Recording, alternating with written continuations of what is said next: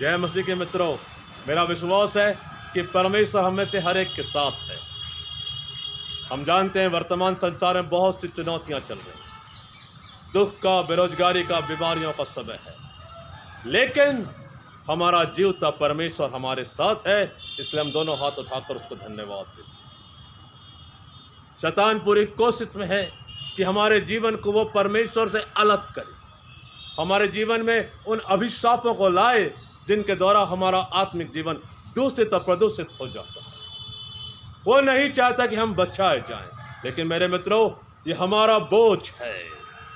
पवित्र आत्मा का कार्य हमारे जीवन में हो और हम में से हर एक जन बचाया जाए। इसलिए परमेश्वर का वचन लिखा गया ताकि हमारे जीवन की कमियों को दूर करे, हमें पश्चाताप की भावना दे, हम अपने जीवन में पश्चाताप करके प्रभु यीशु मसीह को अपने उद्धारकर्ता के रूप में ग्रहण करें और स्वर्गीय राज में प्रवेश करें। That we may enter the heavenly kingdom, which is prepared by Lord Jesus Christ for every believer who trusts upon God and listens to His word in his or her life. Amen. Hallelujah.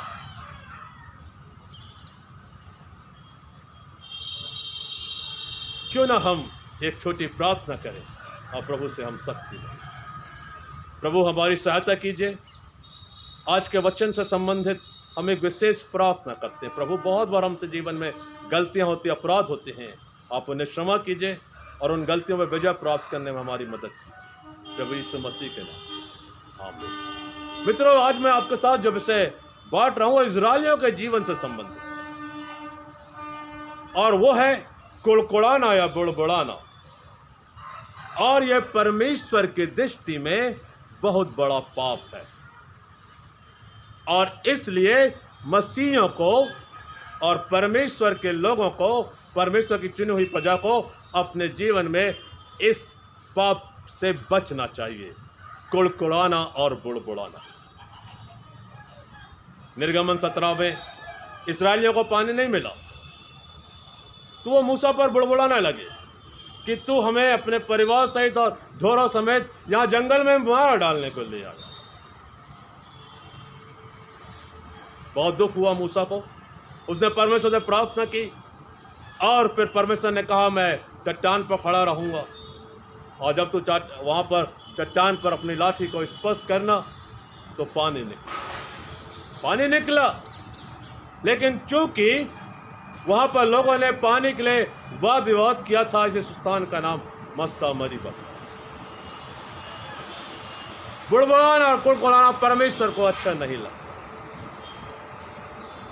लाल सागर पार करने के पहले भी जो इस्राएली थे वो मूसा और हारून पर बुड़बुड़ा रहे थे कि हम मिस्र की गुलामी में अच्छे थे, क्या वहां पर कब्रें कम थी। ऐसे ऐसे कठोर वाक्य जो किसी को भी बुरा लग सकते हैं, वो कुड़कुड़ा रहे थे। अच्छा नहीं, ये जीवन अच्छा नहीं है।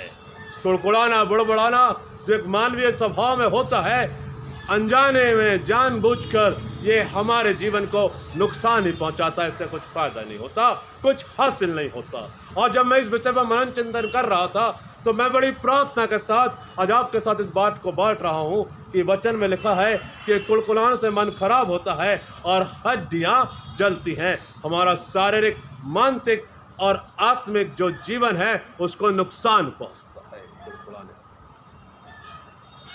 मेडिकल साइंस भी इस बात को प्रूव करता है कि कुड़कुड़ाने वाले लोग, बुड़बुड़ाने वाले लोगों के जीवन में शांति का भाव होता है, सच्चे आनंद का भाव होता है। उनके जीवन में कभी संतुष्टि नहीं होती, और जो व्यक्ति संतोष सहित भक्ति नहीं कर पाता उसका जीवन व्यर्थ सा जान पड़ता है, क्योंकि वचन में लिखा है संतोष सहित भक्ति सबसे बड़ी कमाई है। बहुत से लोगों के पास बहुत कुछ होता है, फिर भी वो दूसरों को देखकर जलते रहते हैं, कुड़कुड़ाते रहते हैं, बुड़बुड़ाते रहते हैं, मेरे पास नहीं है। अरे परमेश्वर ने हमें जो भी दिया है उसके लिए परमेश्वर को धन्यवाद दें। गिनती की पुस्तक the book of number chapter 11 11वां अध्याय पहले पद से, फिर ये लोग बुड़बुड़ाने और यहोवा के सुनते बुरा कहने लगे, अच्छा यहोवा ने सुना और उसका कोप भड़क उठा और यहोवा की आग उनके मध्य में जल उठी और छावनी के एक किनार से भस्म करने लगी। तब लोग मूसा के पास आकर चिल्लाए और मूसा ने यहोवा से प्रार्थना की, तब वो आग बुझ गई। तब उस स्थान का नाम तबेड़ा पड़ा, क्योंकि यहाँ यहोवा की आग जल उठी थी। You see this people of Israel, how much God love them. परमेश्वर ने कितना प्यार किया, लेकिन वो परमेश्वर पे शिकायत करने से बाज नहीं आते। ये शिकायत करना, बुड़बुड़ाना हमारे मसीह जीवन को भी आत्मिक रूप से कमजोर कर देता है मेरे प्रियो।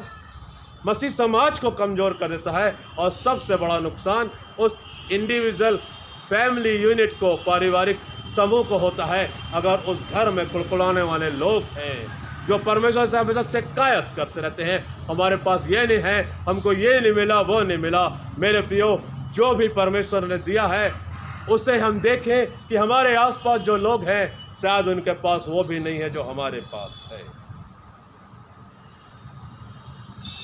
यहाँ लिखा हुआ है 4 पद से, फिर जो मिली जुली भीड़ उनके साथ थी वो कामुकता करने लगी और इस्राएली भी फिर रोने और कहने लगे, हमें मांस खाने को कौन देगा? हमें वो मछलियाँ स्मरण है जो मिस्र में सेत में खाया करते थे, और वो खीरे और खरबूजे और गंदने और प्याज और लहसुन भी, परंतु अब हमारा जी घबरा गया है, यहाँ पर इस मन्ना को छोड़ और कुछ भी दिखाई नहीं पड़ता।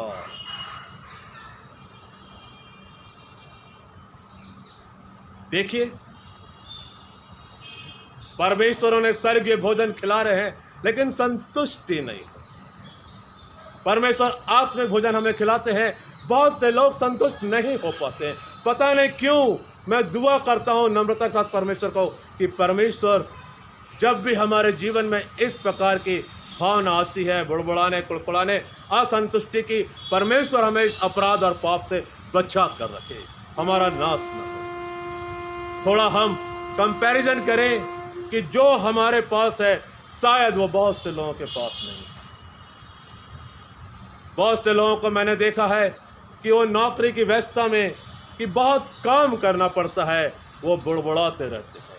मैं उनसे बड़ी नम्रता के साथ कहना चाहता हूँ कि आपके पास जो नौकरी है, जिसके लिए कई बार आप बुड़बुड़ाते रहते हैं कि आप इतने व्यस्त हैं, बिजी हैं कि समय नहीं मिल रहा है, बहुत से लोगों के पास नौकरी नहीं है, वो बेरोजगार घूम रहे हैं और नौकरी की तलाश में उनके जूते चप्पल घिस गए हैं, वो दुखित हैं। जो शाम को घर लौटते हैं तो बहुत दुखित मन से वो घर में रहते हैं कि काश उन्हें एक छोटी नौकरी मिल जाए।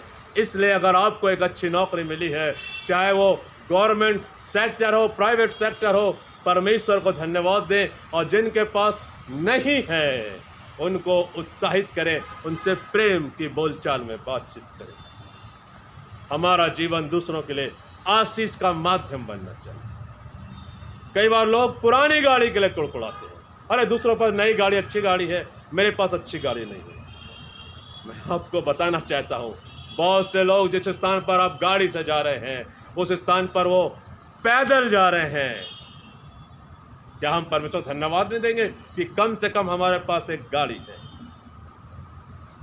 कुछ लोगों के पास इतने ज़्यादा कपड़े होते हैं कि वो डिसाइड नहीं कर पाते कि किस दिन कौन सा वस्त्र धारण करना है।